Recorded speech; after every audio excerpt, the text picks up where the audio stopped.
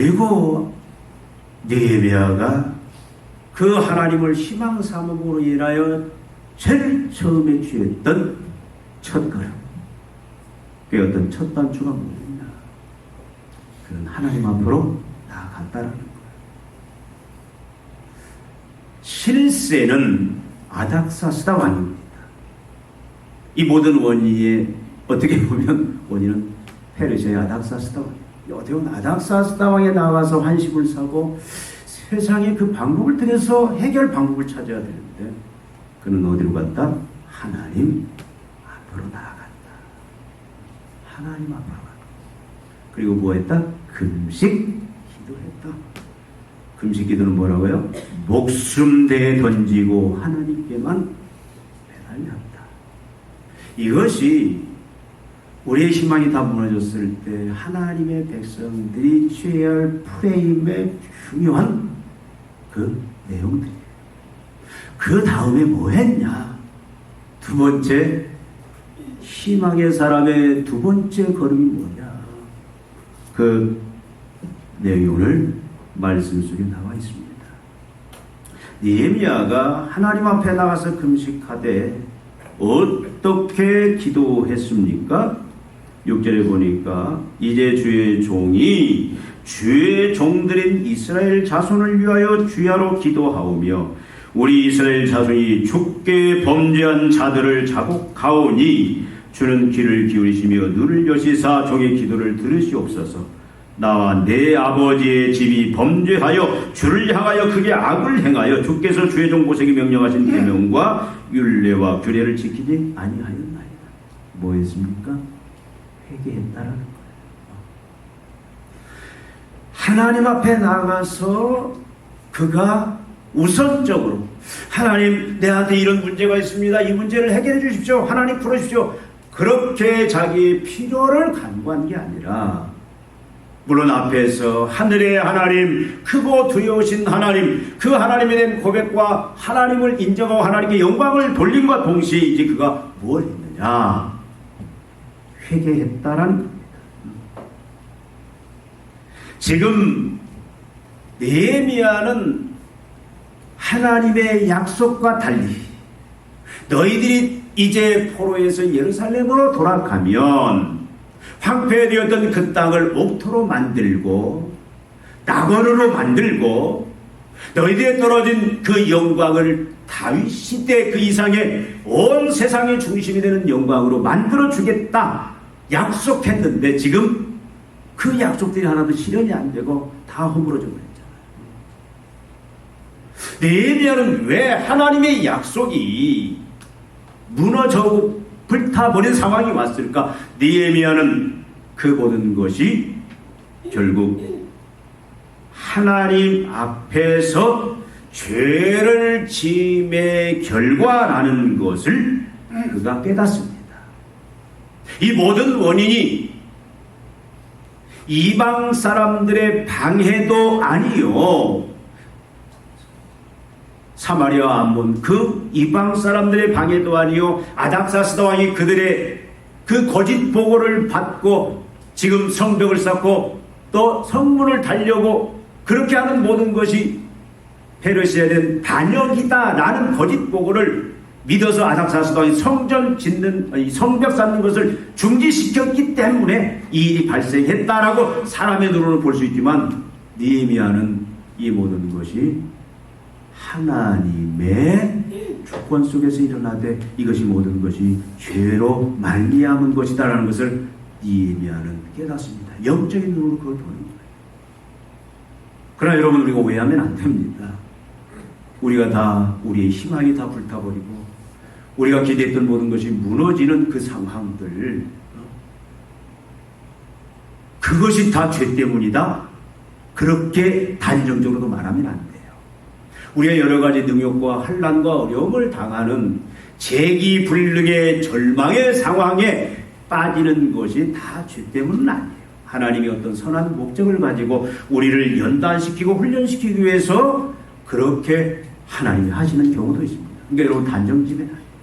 근데 지금 오늘 본문에서 느헤미야는 그걸 확신해요. 하나님 앞에 죄를 지었다. 그래서 그가 내가 하나님께 죄를 범했나이다. 우리 아버지 집이, 우리 민족이 죄를 지었습니다. 그 죄의 결과임을 알고 제일 먼저 하는 것이 회개다, 그 말씀입니다. 여러분, 회개가 뭡니까? 회개는 하나님 앞에서 죄에 대한 반응을 나타내는 것이 회개예요. 죄에 대한 반응. 그러면 죄라는 게 뭐냐? 하나님이 정의하는 죄라는 게 뭐냐? 오늘 말씀에 그 죄의 정의가 잘 나와 있습니다. 어떻게 나와 있습니까? 주의 종 모세에게 명령하신 계명과 율례와 규례를 지키지 아니하였나이다. 하나님이 말하는, 성경이 말하는 절대 좌표, 절대 진리인 이 성경이 말하는 온 세상의 시작과 과정과 끝을, 결산을 주관하시는 하나님이 정의하는 죄라는 것은 하나님의 말씀, 하나님의 계명, 하나님의 율례, 규례가 이 모든 죄의 기준이다라는 거예요. 하나님의 마음, 하나님의 심정, 하나님의 속성, 또 하나님의 뜻, 의지, 그것이 뭡니까? 이 하나님의 말씀이잖아요.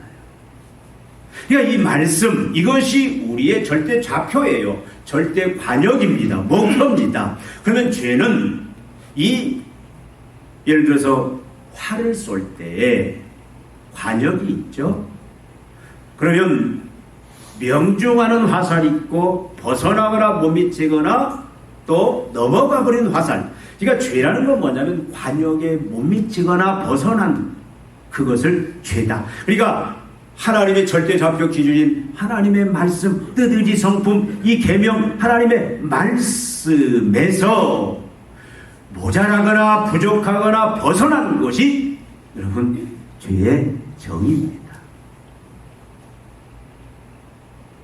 그러면 지금 그들이 바벨론에서 돌아온 이후에 하나님께서 주신 그 절대 진리, 그 말씀, 계명, 거기에 온전히 순종하지 못하고 그래서 죄를 지어서 이런 결과가 왔다. 물론 하나님의 다른 의도도 있었지만 느헤미야가 그렇게 지금 고백하고 이것에 대해서 회개하고 있습니다. 여러분, 회개는 뭡니까? 성령께서 우리가 말씀을 듣는 중에, 말씀을 읽는 중에 내가 하나님의 기준에서 말씀에서 벗어났구나, 내가 죄를 지었구나, 그것을 깨닫는 순간에, 내가 알게 되는 순간에 어떻게 합니까? 진정한 회개의 모습은 뭐냐면, 제일 먼저 나타나는 회개의 모습은 그 지적에 대해서 죄를 인정하는 거예요. 맞습니다. 내가 죄를 지었습니다. 하나님과 하나님 말씀 앞에서 내가 죄를 지었습니다. 그리고 고백하는 거예요. 이게 회개의 첫 단계입니다. 거기에 대해서 핑계하면 안 돼요. 거기에 대해서 남 탓하면 안 돼요. 거기에서 합리화시키면 안 됩니다. 근데 우리들은 그것에 익숙해 있어요. 여러분, 아담과 하와가 하나님의 말씀을 어기죠. 다 먹지 말라, 먹는 애는 정령 죽으리라. 불순종했습니다. 다 먹었어요. 근데 하나님이 지적했죠. 뭐라고 말합니까? 아담이 하나님이 준 저 여자가 먹게 해서 먹었습니다. 나도 어쩔 수 없었습니다.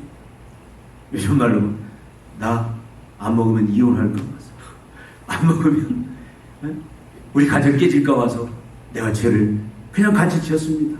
그런 변명이겠죠. 여러분, 성경에 보면 죄의 가장 그 죄를 짓는 과정이 뭐냐면, 죄를 지을 수는 있어요. 근데 죄를 시인하고 죄를 인정하고 고백하는 것은 어려워요. 굉장히 어렵습니다. 핑계대고 남 탓하게 되고 합리화, 그럴 수밖에 없었다. 여러분, 그런데 회개는 즉시 시인하고 인정하고 고백하는 겁니다. 나아가서 뭐예요? 그 죄를 미워하고 대적하고 죄와 싸워서 끊는 것이 회개의 두 번째 단계입니다. 죄를 지으면 죄와 신속한 관계가 돼요. 하나가 됩니다. 근데 그걸 빨리 대적하고 미워하고 단절시키고 끊어내야 돼요.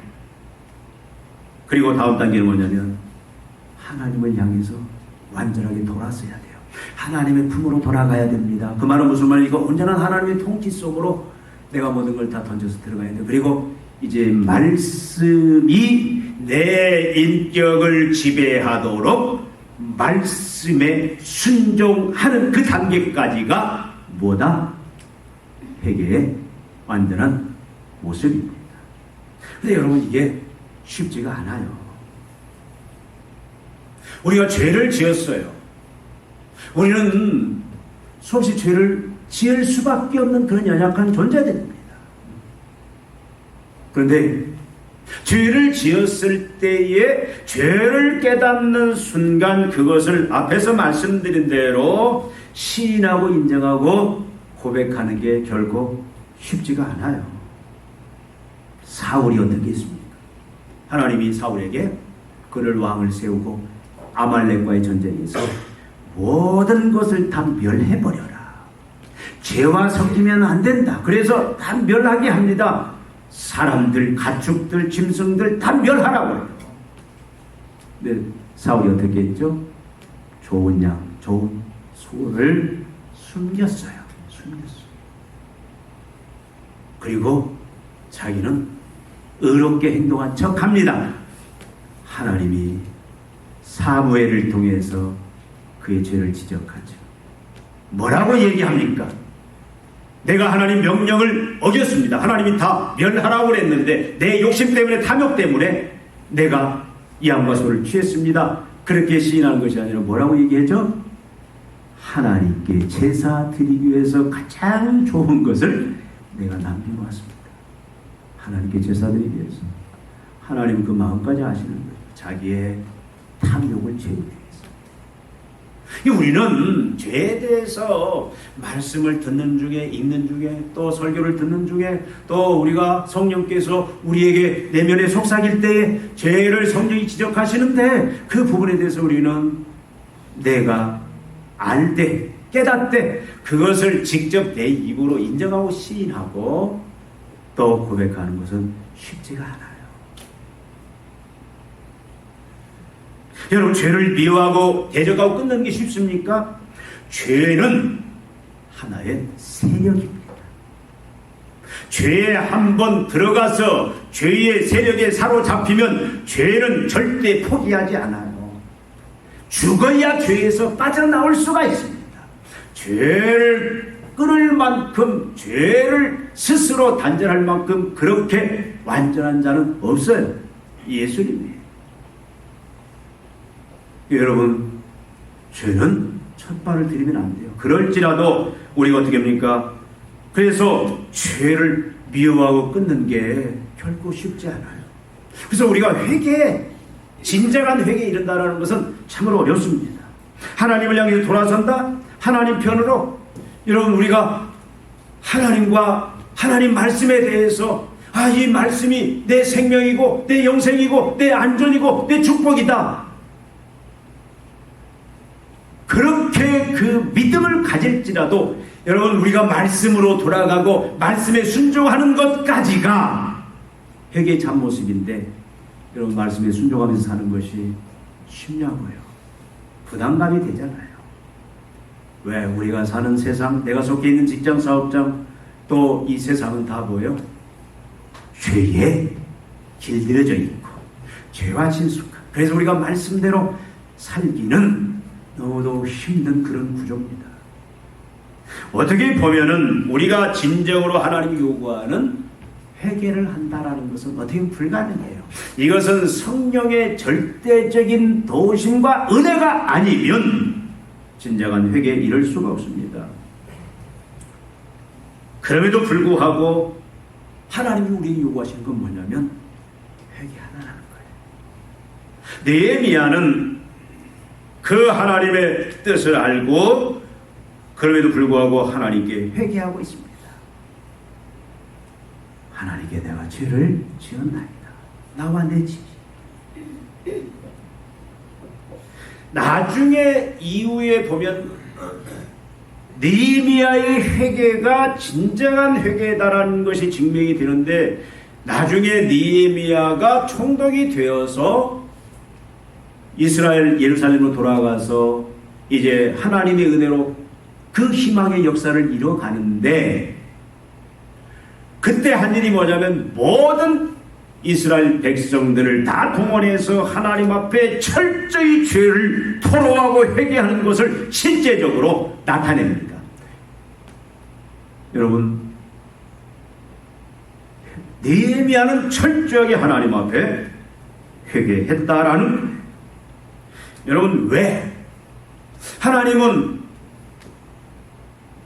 크든 작든 모든 하나님 앞에서 지은 죄는 다 회개할 것을 요구하는데, 하나도 용납을 하지 않는데 하나님은 왜 이렇게 회개를 요구합니다. 왜 회개를 해야 되느냐라는 거예요. 죄 문제에 대해서는 누가 내가 지은 죄에 대해서 알든 모르든, 나만 알든 다른 사람은 모르든, 그러나 하나님 앞에서 지적받는 순간 왜 다 회개해야 되느냐?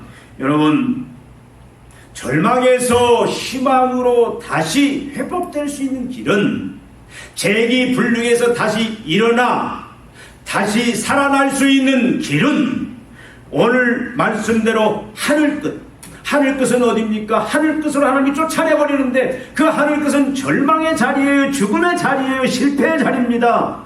그 자리에 쫓겼을지라도 다시 하늘 중심, 하나님이 계신 곳, 하나님이 이름이 있는 곳, 하나님의 영광과 하나님의 권세와 하나님의 축복, 하나님의 평강이 있는, 안식이 있는 그 중심으로 돌아오는 유일한 방법은, 유일한 길은 뭐밖에 없다? 회개밖에 없기 때문에 그렇습니다. 다른 길은 없어요. 회개만이 다시 하늘끝에서 하늘 중심으로 갈 수 있는 하나님이 우리에게 주신 유일한 방법이다라는 거예요. 그것을 느헤미야는 하나님의 은혜를 통해서 압니다. 그러니까 즉시 회개하는 겁니다. 여러분, 레위기 11장 44절 45절에 보면은, 나는 너희 하나님 여호와다. 내가 거룩하니 너희도 거룩할지어다. 죄지면 안 된다라는 거. 레위기 10장 26절도 나 여호와가 거룩한 것처럼 너희도 나에게 거룩하라. 이것은 내가 많은 민족 가운데 특별히 너희를 구원하여 내 백성으로 삼았기 때문이다. 하나님의 자녀, 하나님의 백성들은 하나님이 거룩한 것처럼 거룩해야 된다. 죄와는 구별된 삶을 살아야 된다. 그렇게 말씀합니다. 여러분 잘 아는 베드로전서 1장 16절, 내가 거룩하니 너희도 거룩하라.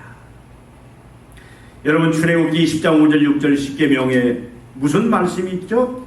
내 하나님 여호와는 질투하는 하나님인즉 나를 미워하는 자의 죄를 갚되 아버지로부터 아들에게로 3, 4대까지 이르게 하거니와 나를 사랑하고 내 계명을 지키는 자에는 1000대까지 은혜를 베푸느니라. 나를 미워하는 자의 죄를 갚되 아버지로부터 아들에게로 3, 4대까지 이르게 한다. 질투하는 하나님, 무슨 말이에요? 죄를 보면 즉시 하나님은 죄에 대해서 공격하시는 하나님이다. 왜? 하나님은 거룩하기 때문에 죄를 용납하실 수가 없습니다. 죄를 용납하면 하나님의 거룩이 손상이 되는 거예요. 거룩이 깨어지는 겁니다. 여러분 고린도전서 6장 9절 10절에 보니까 불의한 자가 하나님의 나라를 유혹으로 받지 못할 줄을 알지 못하느냐. 미혹을 받지 말라. 음행하는 자나 우상 숭배하는 자나 간음하는 자나 탐색하는 자나 남색하는 자나 도적이나 탐욕을 부리는 자나 술 취하는 자나 모욕하는 자나 속여 빼앗는 자들은 하나님의 나라를 유혹으로 받지 못하리라. 이 말씀이 갈라디아서 5장 20절 22절에 동일하게 나옵니다. 우상 숭배와 주술과 원수 맺는 것과 분쟁과 시기와 분냉과 당짓는 것과 분열함과 이단과 투기와 술 취함과 방탕함과 또 그와 같은 것들이라. 전에 너희에게 경계한 것 같이 경계하노니 이런 일을 하는 자들은 하나님의 나라를 유업으로 받지 못할 것이요. 계시록 22장 15절에도 말씀합니다. 개들과 점술가들과 음행하는 자들과 살인자들과 우상 숭배자들과 및 거짓말을 좋아하며 지어내는 자는 다 성 밖에 있으리라. 하나님 나라에 들어오지 못하리라. 하나님 나라는 거룩한 자만이, 하나님처럼 거룩한 자만이 들어갈 수 있습니다. 고린도후서 6장 14절 보니까 의와 불법이 어찌 함께하며 빛과 어둠이 어찌 사귀며. 그러니까 죄와 거룩은, 죄와 의는 섞일 수가 없습니다. 하나님은 죄를 미워하시고 공격하시는 하나님. 여러분, 우리는 오늘 본문 말씀 속에서 하나님의 마음, 하나님의 심정이 어떠한 것인지를 알 수가 있습니다. 여러분, 하나님의 마음은 어떤 마음이에요? 이 마음은 사랑하는 백성들, 사랑하는 자녀들 항상 하늘 끝이 아니라, 절망의 자리가 아니라, 재기불능의 자리가 아니라, 능욕받고 환난받고 수치 모욕받는 자리가 아니라 하늘 중심, 그 하나님의 품, 영광의 자리, 권세의 자리, 능력의 자리, 축복의 자리, 안식의 그 자리, 보시기에 심히 좋았더라, 모든 것이 완벽하고 풍요로운 그 자리에 앉히시기를 하나님은 원하시는 하나님이시다. 그 말이에요. 항상 우리를 하나님은 하늘 중심에 앉히시고 하늘 중심의 자녀로서 누려야 될 그 영광과 축복, 그 하나님의 모든 그리스도 안에서 우리에게 주신 그 모든 구원의 그 놀라운 열매들을, 영생을 누리기를 기뻐하시는 하나님이시다 그 말이죠. 여러분, 하나님은 공의의 하나님과 사랑의 하나님이에요. 사랑과 공의. 하나님 우리를 사랑하시는 하나님이지만 하나님 또 공의 하나님입니다. 죄를 용납하실 수 없는, 죄를 해결하기 전에는, 죄를 씻기 전에는 하나님 앞에 나갈 수가 없어요. 하나님을 뵐 수도 없습니다. 자녀의, 백성의 그 영광을 누릴 수도 없습니다. 하나님의 그 나라에 들어갈 수도 없어요.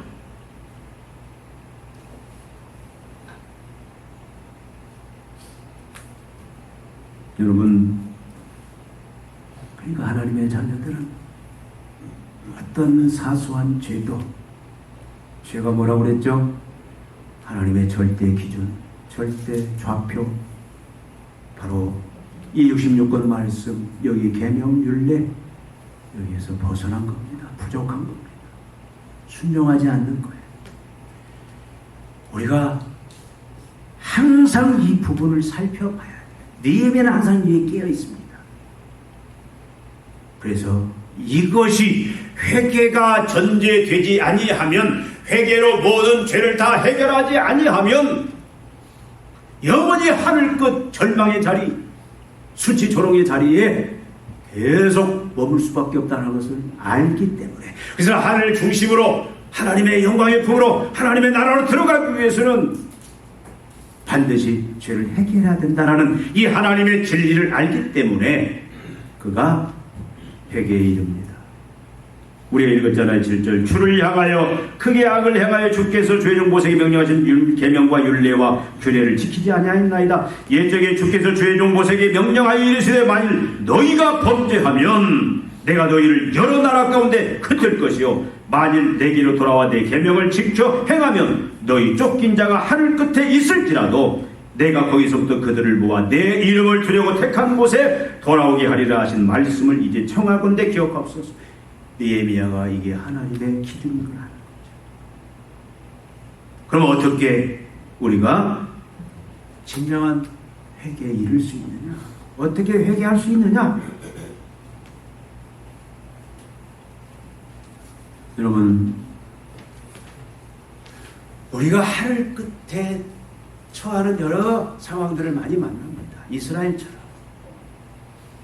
분명히 하나님이 자녀들에게 약속한 것은 뭡니까? 의와 평강과 희락이에요.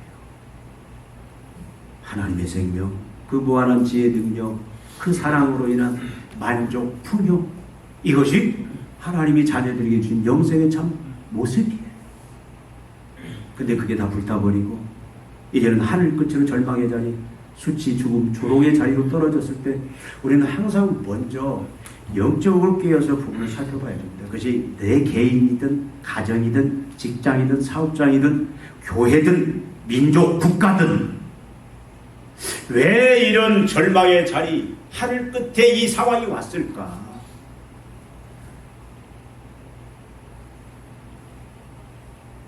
그래서 이 부분이 분명히 둘 중에 하나예요. 내가 죄를 지어서, 왜 그것이 하나님의 법칙이니까. 내가 죄를 지어서, 하나님은 그렇게 해서라도 그 하늘 끝으로 몰아내서라도 그렇게 강압적으로 징계를 해서라도 깨닫고 다시 회개하고 하나님이 돌아오게 하시기 때문에 하나님 그런 방법을 쓰신다 그 말이에요. 그러니까 우리가 그런 상황이 처했을 때는 내가 하나님 앞에 지은 죄가 뭘까? 잘못이 뭘까? 살펴봐야 된다는 거예요.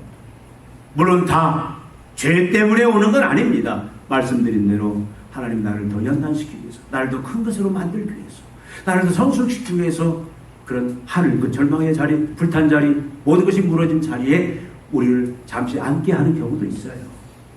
그러나 여러분 그것이 죄로 인한 거라면 즉시 어떻게 해야 돼요?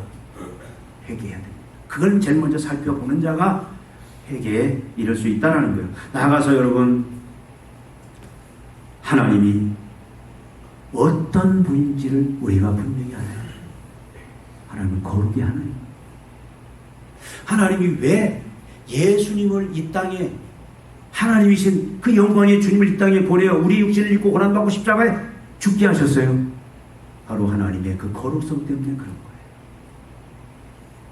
우리가 하나님의 거룩성을 덧입지 못하고 우리가 죄의 상태에 계속 머물러 있으면 그 인생은 곤고한 인생밖에 될 수밖에 없습니다.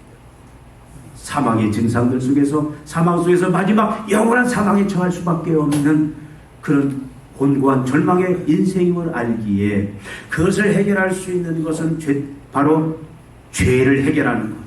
그래서 하나님이 예수님을 이 땅에 보내 십자가에 죽게 하시면 우리를 향한 사랑이 있지만 그 사랑과 함께 뭐가 있냐면 하나님의 거룩성 때문에 그런 거예요.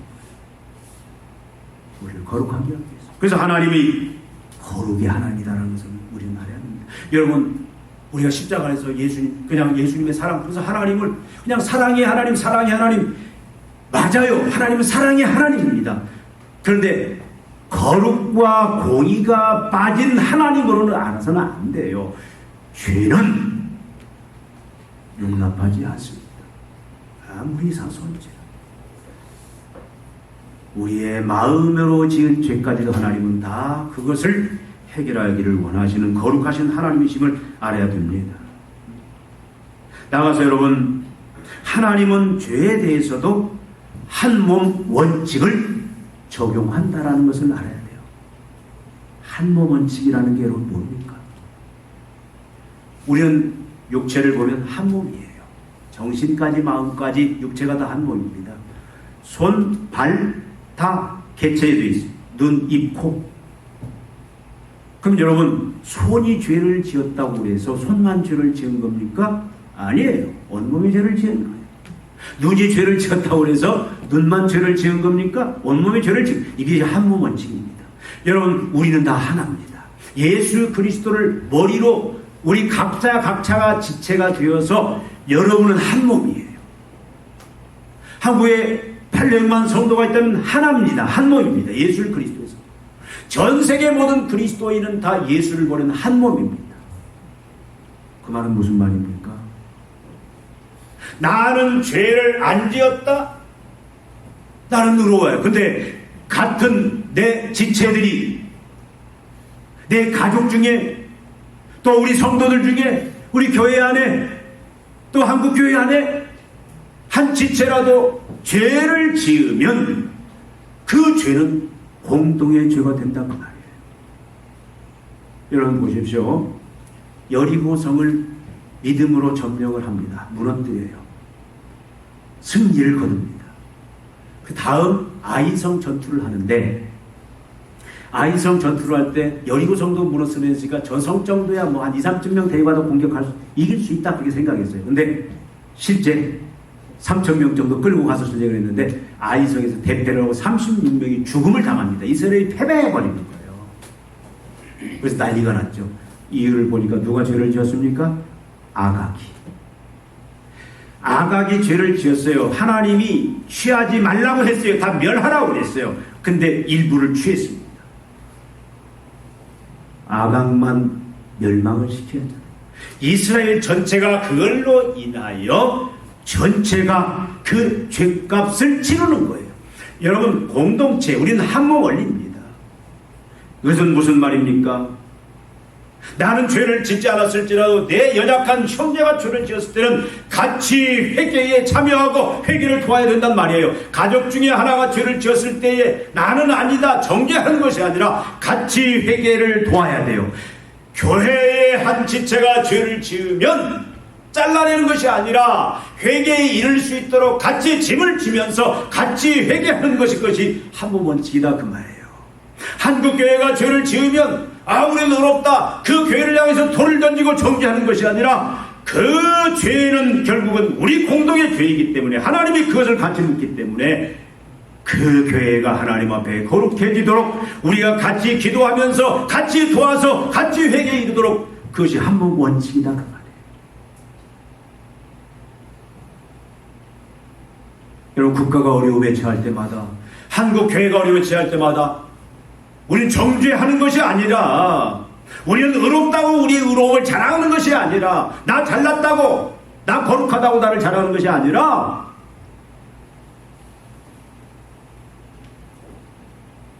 나의 죄악뿐만 아니라 이 민족의 죄악을 나의 죄악으로 품고 다른 지체들의 죄악을 나의 죄악으로 품고 같이 눈물로 하나님 앞에 죽기를 각오하고 회개에 힘써야 되고 회개를 도와야 되는 것이, 그것이 진정한 회개의 모습이에요. 이것을 알 때 우리는 진정한 회개에 이를 수 있다 그 말입니다. 또 우리가 진정한 회개에 이르려면 하나님의 약속을 알아야 됩니다. 우리가 아까 읽어봤죠? 비록 죄를 지을지라도, 그게 어떤 죄라 할지라도 회개하고 돌아오면 하나님 어떻게 했어요? 용서한다고 약속하지 않았습니까? 지금 느헤미야가 그것을 알기 때문에 지금 그걸 근거로 해서, 그 약속을 근거로 해서 지금 기도를 하고 있는 것입니다. 만일 내게로 돌아와 내 계명을 지켜 행하면 너희 쫓긴 자가 하늘 끝에 있을지라도 내가 거기서부터 그들을 모아 내 이름을 두려워 택한 곳에 돌아오게 하리라 하시는 말씀, 하나님의 약속. 여러분, 우리가 어떤 죄를 지어도 우리가 진정으로 회개하면 하나님 어떻게 하십니까? 다 용서해 주신다 그 말씀이에요. 그걸 위해서 하나님은 예수님을 십자가에 죽으시게 하셨고, 그래서 이제는 우리가 언제든지 죄를 지을 때마다 예수의 공로를 의지해서 우리가 죄를 회개함으로 용서받을 수 있는 그 길을 하나님 마련해 놓으셨습니다. 여러분, 이사야서 1장 18절 잘 아시죠? 여호와께서 말씀하시되 오라 우리가 서로 변론하자. 너희 죄가 주홍 같을지라도 눈과 같이 씌워질 것이요 진홍같이 붉을지라도 양털같이 되리라. 용서하신다는 말씀. 요한일서 1장 9절 만일 우리가 우리 죄를 자백하면 저는 미쁘시고 의로우사 우리 죄를 사하시며 모든 불의에서 우리를 깨끗게 하실 것이다. 용서하실 것이다. 하늘 끝에서 하늘 중심으로 절망의 자리에서 희망의 자리로 자녀로서 백성을 주신 그 영광과 그 권세 그 중심에 설 수 있도록 해 주신다. 여러분, 희망의 사람은, 하나님을 희망 삼는 사람은 절망의 자리 하늘 끝에 떨어질지라도 떨어졌을 때에 하나님 앞에 나아가서 회개하는 자입니다.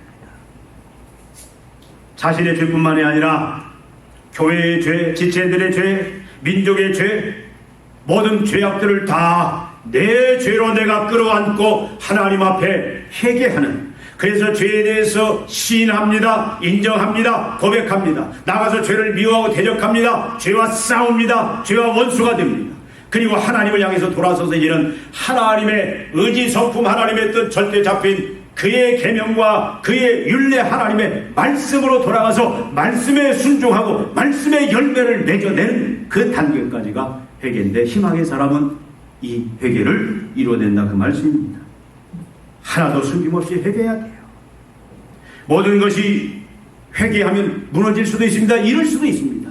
회개하면 내가 쌓아왔던 것을 한순간에 다 잃어버릴 수도 있어요. 내 인생이 이제 세상에서 이제는 모든 사람들에게 외면당하고 수치와 조롱 속에 빠질 수도 있습니다.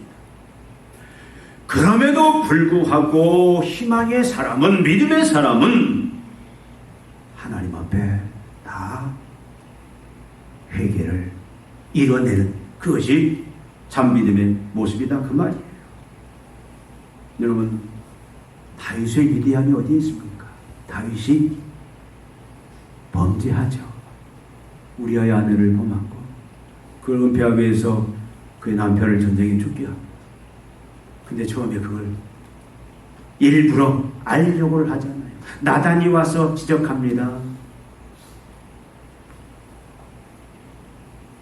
그 직접적인 지적 속에 바로 당신이 죄를 지었습니다 하니까 다윗이 어떻게 합니까? 즉시 그 자리에서 회개하고 침상을 접속하며 그가 회개했더라. 여러분, 탕자의 비유를 너무 잘 알잖아요. 집을 나간 자식, 아버지 간섭 없이, 이제는 아버지 도움 없이 내 마음대로, 내가 내 마음대로, 내 의지로, 내 자유함대로 살겠다.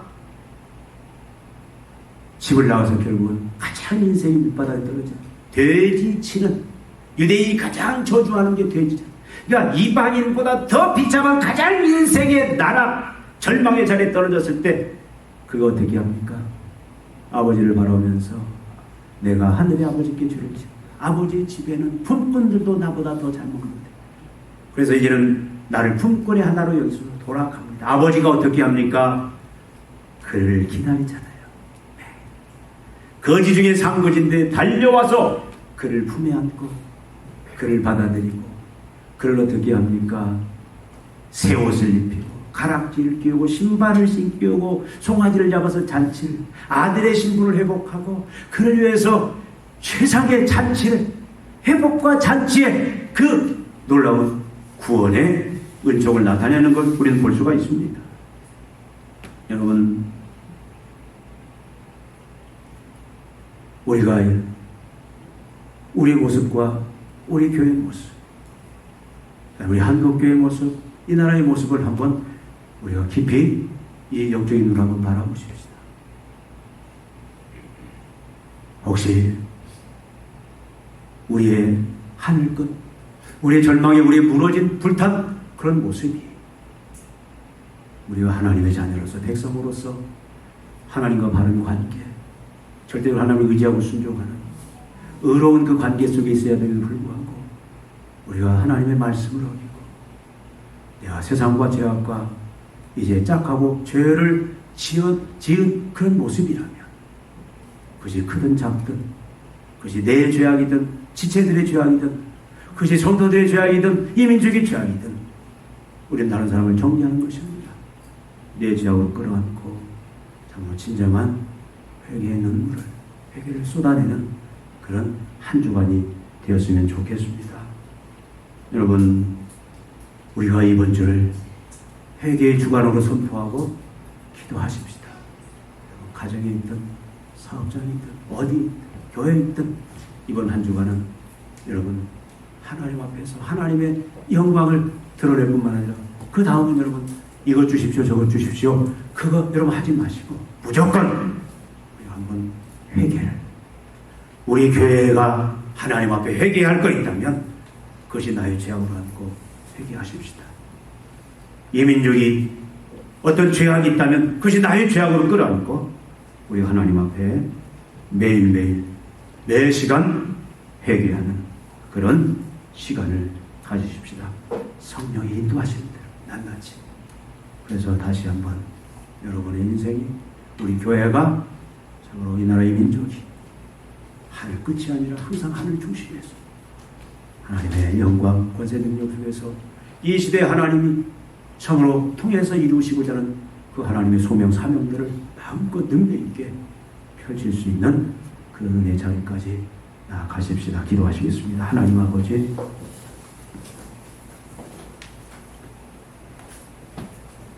우리가 이제는 하나님의 자녀로서, 하나님의 백성으로서 하늘 끝에 쫓겨났을지라도 다시 하늘 중심에서, 하나님의 품에서 하나님의 그 권세와 능력으로 가장 영광스럽게 서서 하나님의 영광스러운 사명을 펼쳐낼 수 있는 그런 복된 자들이 되기를 원합니다. 하나님 아버지, 우리에게 주신 자녀로서의 그 영생의 복들을 누리며 이제 권세로 세상 끝자락 절망과 낭망의 자리에 있는 그런 인생들, 소망 없는 인생들에게 우리가 하나님을 증거함으로 말미암아 그들도 소망의 인생, 참으로 희망의 인생들로 변화시킬 수 있는 그런 역할들 감당할 수 있도록 주님, 저희들 항상 하나님의 품에, 하나님의 그 하늘 중심에 서 있을 수 있도록 우리를 거룩한 자, 정결한 자, 의로운 자로 주님이 만들어 주시기를 바랍니다. 주님, 날마다 우리의 심으로 모습을 바라보면서 하나님 앞에 지은 죄악이 있거든 그것을 낱낱이 고백하고 내 죄뿐만 아니라 참으로 지체들의 죄악들, 교회의 죄악들, 민족의 죄악들을 끌어안고 기도함으로 말미암아 하나님 앞에 이제 용서받고 하늘 중심에서 마음껏 하나님의 영광을 펼칠 수 있는 그런 영광된 모습으로 회복을 일으키는 주님의 종들 되게 하여 주시옵소서. 우리 성도들, 우리 교회를 주님 그렇게 만들어 사용하여 주시옵소서. 예수님의 이름으로 기도하옵나이다. 아멘.